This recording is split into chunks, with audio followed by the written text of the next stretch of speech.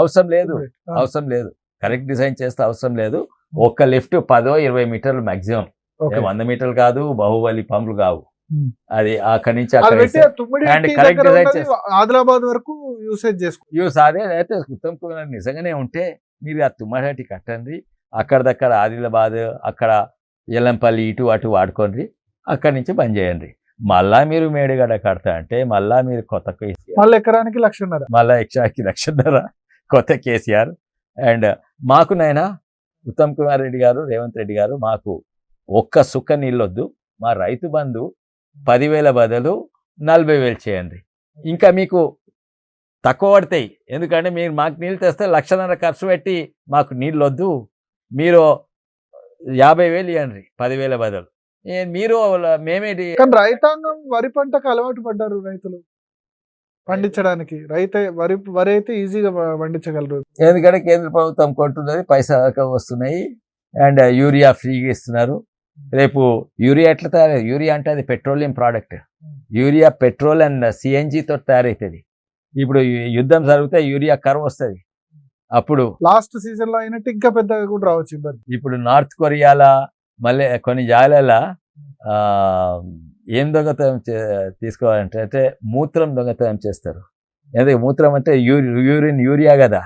అయితే north కొరియాలలో cinema థియేటర్లో మనమేమో మోరీలకు పోతాయి కదా, ఇవన్నీ యూరిన్ సినిమా థియేటర్లో ఇవి ఉంటాయి కదా టాయిలెట్స్, యూరియాలు డ్రమ్లో కలెక్ట్ అవుతాయి.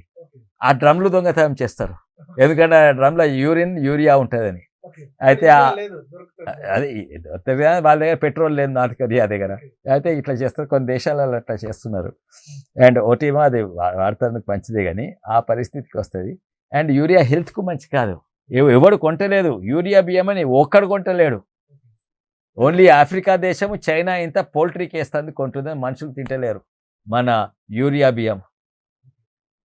సో పాలమూరు రంగారెడ్డి ప్రాజెక్ట్ ఏంటి sir? Jurala source, Srisailam source అని బాగా చర్చ జరుగుతుంది. ఏం టెక్నాలజీ? ముక్కెక్కడ అంటే ఇక్కడ అంటావు, ఇంకేమన్నా ముక్కెక్కడ అంటే ఇట్లా అంటావు. తుమ్మడట్టి నుంచి డైరెక్ట్ ఎల్లంపల్లి తెక అది బంద్ చేసి కిందికి తీసుకొని మళ్ళొక లిఫ్ట్ తీసుకొని ఇక్కడి నుంచి ఇక్కడ డైరెక్ట్ కిందికి తీసుకొని ఇక్కడ. ఇది కూడా అంతే. పాలమూరు మా రంగారెడ్డి జిల్లా వికారాబాద్ తాండూరు పరిగి పక్కకే ఉంటుంది. మహబూబ్ నగర్ తర్వాత కృష్ణానది. జూరాల నుంచి రంగారెడ్డి ఇట్లా పోవాలి, కానీ అట్లా వద్దంట. కిందికి ఎక్కడ శ్రీశైలం దిక్కు, శ్రీశైలం బ్యాక్ వాటర్స్ తీసుకొని మళ్ళీ మీదికి పంప్ చేస్తారంట. 5, 6, 7 సేమ్ టెక్నాలజీ. వాటర్ అవైలబిలిటీ లేదు జూరాల మీద ఆల్రెడీ చాలా డిపెండ్ అయి ఉన్నాయి. ఎవరన్నారండి? జూరాల మీద ఆల్రెడీ చాలా డిపెండబిలిటీ ఉంది. జూరాల 9 TMC రిజర్వాయర్ భద్రా నుంచి వస్తున్నాయా? ప్రతి కర్ణాటక వాళ్ళు అండ్ ఇది ప్రతి 40 కిలోమీటర్లు ఒక డ్యామ్ కట్టిండ్రు. కృష్ణాకున్న వాళ్ళు ఇడిస్తేనే మనకు వస్తాయి. ఇక్కడ ఏడొక్కట రావు, అక్కడ ఏడొక్కట రావు. భీమా నుంచి కూడా వస్తాయి కదా, శ్రీశైలం భీమా నుంచి వస్తాయి. అండ్ గది సాల్ మాకు వికారాబాద్ లో గవి సరిపోతాయి. జూరాల అండ్ ప్రతిసారి జూరాల సొంత ఆయకట్టు ఉంది అంటారు. సొంత ఆయకట్టు ఉంది, మళ్ళీ అది ఇడతలేరా కిందికి? ఒక సుక్క కిందికి వస్తుందా? మళ్ళీ ఎందుకు ఇవ్వాలి? ఆడ కోయిల్కొండ ఉంది, తర్వాత లక్ష్మీదేవులపల్లి ఉన్నది.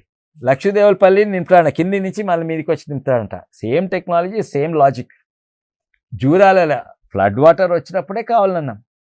ఎప్పుడైతే వస్తుందో అప్పుడు లక్ష్మీదేవులపల్లి ఉండండి. అది ఫస్ట్ స్టెప్ కోయిల్కొండ నుంచి లక్ష్మీదేవులపల్లి. ఇక్కడ ఎంత ఖర్చు అవుతుంది సార్ ఎకరానికి? చాలా తక్కువ, 2 స్టేజ్లు. అచ్చా, 2 కారణాల ఖర్చు అయితే ఎక్కువైతే. ఎందుకంటే మీరు అన్న 500 మీటర్లు పోతాయి కదా. 500 కాదు, ఒక పంపు 500 మీటర్ పంప్ చేయదు. 9 స్టేజెస్లలో ఫస్ట్ స్టేజ్లో ఇంత పంప్ చేసి మళ్ళీ కిందికి పోతుంది, మళ్ళీ ఇంత పంప్ చేసి కిందికి పోతుంది.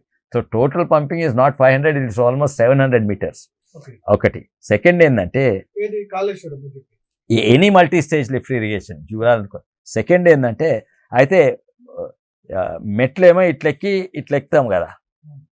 లిఫ్ట్ ఇరిగేషన్ మెట్లు ఎక్కినట్టు ఎక్కదు. ఎక్కి మళ్ళీ పారుడు కిందికి వాడుతుంది కదా, కిందికి వాడుతుంది మళ్ళీ మెట్లు. అంటే 100 ఫీట్లు మీదికి పంప్ చేస్తాము, 20 మీటర్లు కిందికి పంప్ చేస్తాము, మళ్ళా పంప్ చేసి మళ్ళీ కిందికి కూడా వాడుతుంది. సో నెట్ టోటల్ ఎక్కువైతుంది, పంపింగ్ హైట్ ఎక్కువైతుంది. సెకండ్లీ ఏంటంటే పంపులకు ఎఫిషియన్సీ ఉంటుంది. పంపులకు ఎన్నో కారణాలు, అంటే ఇంత కరెంట్ వస్తే అంత నీళ్లు పంప్ చేయదు. సంబంధించి ఒకటి చెప్తున్నా హరీష్ రావు, మోటార్లు ఆన్ చేసి పగలు ఆన్ చేసి రాత్రి బంద్ చేస్తున్నారు. దీనివల్ల పంపులు పాడైపోతాయని అంటున్నారు. ఎలక్ట్రికల్ ఇంజనీర్ గా మీరు ఏం చెప్తారు? స్టార్టింగ్ కరెంట్ పంపులు ఖరాబ్ కావు, పంపులు స్టార్టింగ్ కరెంట్ ఎక్కువ ఉంటుంది, థియరిటికలీ ఇన్ఫైనైట్. మనము ఆర్డినరీ చేసినప్పుడు ఒక్కటేసారి చాలా అండ్ ఇన్ ఎఫిషియన్సీ లో ఉంటుంది, అయితే కరెంట్ ఎక్కువ కాలుతుంది, అట్లే కాలుతుండాలి. అండ్ స్టార్టింగ్లో కొంచెం ఫ్రిక్షన్ ఉంటుంది, అది 25 ఏళ్ళు ఉన్న పంపు 20 ఏళ్ళే ఉంటుండొచ్చు, వేరెంటేర్ కొంచెం ఎక్కువ అవుతుండొచ్చు. ప్రాబ్లం అది కాదు. ఇన్ఫ్యాక్ట్ రాత్రి కరెంట్ చాలా చీప్, ఎక్సెస్ కరెంట్ ఫ్రీ ఉంటుంది. అయితే పంపింగ్ రాత్రిరే చేయాలి, పొద్దుగాలు చేయొద్దు. అంటే డైలీ రాత్రి బంద్ చేసి చేయాలి. కంటిన్యూస్గా 5 రోజులు పంప్ చేయవచ్చు, కానీ better for economic reason and all night time pumping is best for the country. We have excess electricity in the nation in the night. మనం అందరూ ఇక్కడ ఐ థింక్ ఘోష్ కమిషన్ కూడా 10,000 కోట్లు ఏడాదికి అంటున్నారు. అది తప్పు. నా ప్రకారంగా 20,000-25,000 కోట్లు ఎలక్ట్రిసిటీకి అవుతుంది ఓన్లీ ఎలక్ట్రిసిటీకి 20 అనుకుంటున్నా. నేను మొత్తం క్యాలిక్యులేట్ ఉన్నాయి నా దగ్గర, ఈ పాత పుస్తకం. పంట పండే వాల్యూ ఎంత? దాని వాల్యూ మొత్తం 18 లక్షల ఆయకట్టు అన్నారు కదా, దాంట్లో ఎంత పండుతుంది ఇంటూ 30,000 40,000 ఎంత ఉంటుంది, అది క్యాలిక్యులేట్ చేయండి. అంటే ప్రాఫిట్ పెట్టుబడి బొంగ 30,000 కూడా రాదు ఎంతో మందికి. అయితే పంపు ఎఫిషియన్సీ, పంపు 100% ఎఫిషియన్సీ ఉండదు. వీళ్ళు 90% ఎఫిషియన్సీ అని రాసిండ్రు, తప్పు క్యాలిక్యులేషన్ అది. ఇది ప్రతి స్టేజ్లో 10%, అయితే ఫస్ట్ స్టేజ్లో 90% ఎఫిషియన్సీ ఉంటుంది, సెకండ్ స్టేజ్లో 90% ఆఫ్ 90% 81% ఎఫిషియన్సీ, థర్డ్ స్టేజ్లో 90% ఆఫ్ 81% 72%, అట్లా 10 స్టేజ్లో అనగానే 23% ఎఫిషియన్సీ ఉంటుంది. అది ఫస్ట్ ఎవ్రీ పంప్ 90% ఎఫిషియన్సీ ఉంటాయి.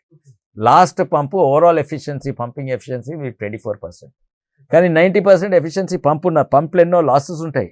అది కూడా కరెంట్ క్వాలిటీ, దాంట్లో పిఎఫ్ ఫ్యాక్టర్ అంటారు, plant load factor, power factor అంటారు.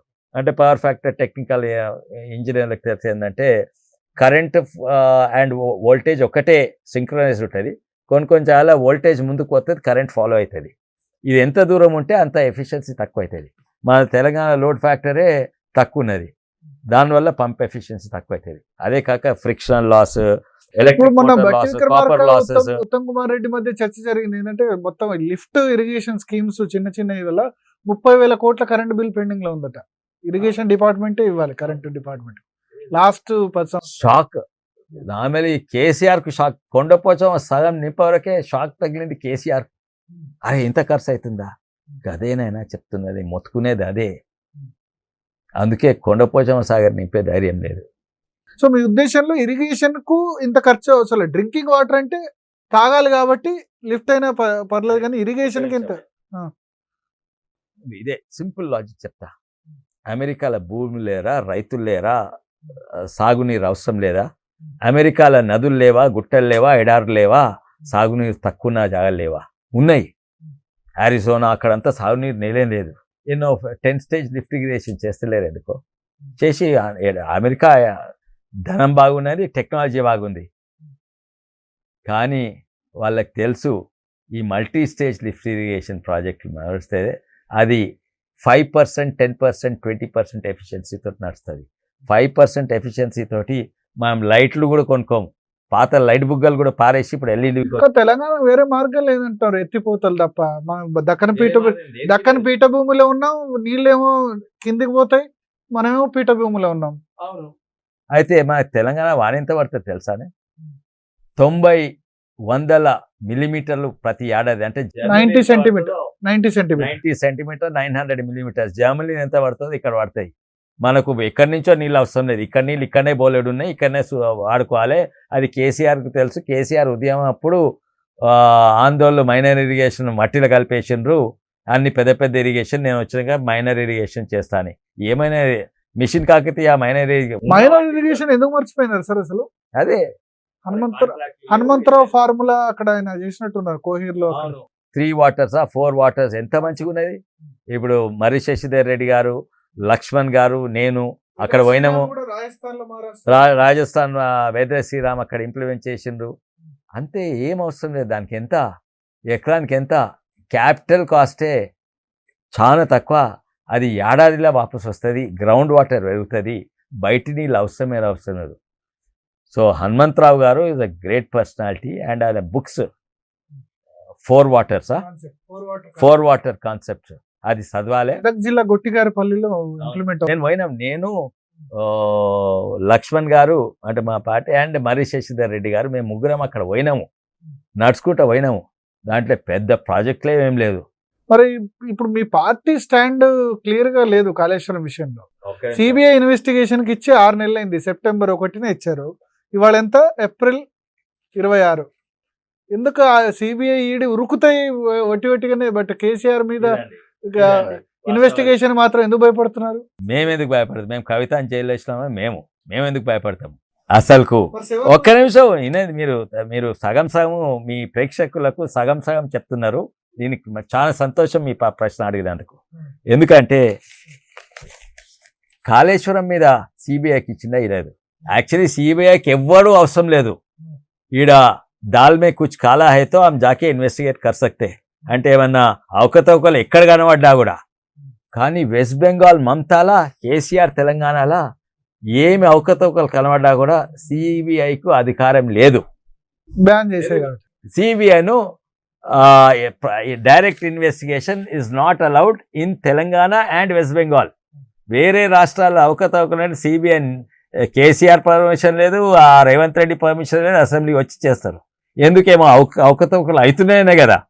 సరే, ఇప్పుడు ఆఖరికి నేను కేసీఆర్ని జైలు చేస్తా, ఆయన జైలు వేసే చేతగాక నేను సిబిఐకి ఇస్తా అన్నాడు. సిబిఐకి ఇస్తే మొత్తాన్ని కాళేశ్వరం ఏమా ఈడ ఉన్నది చూడండి.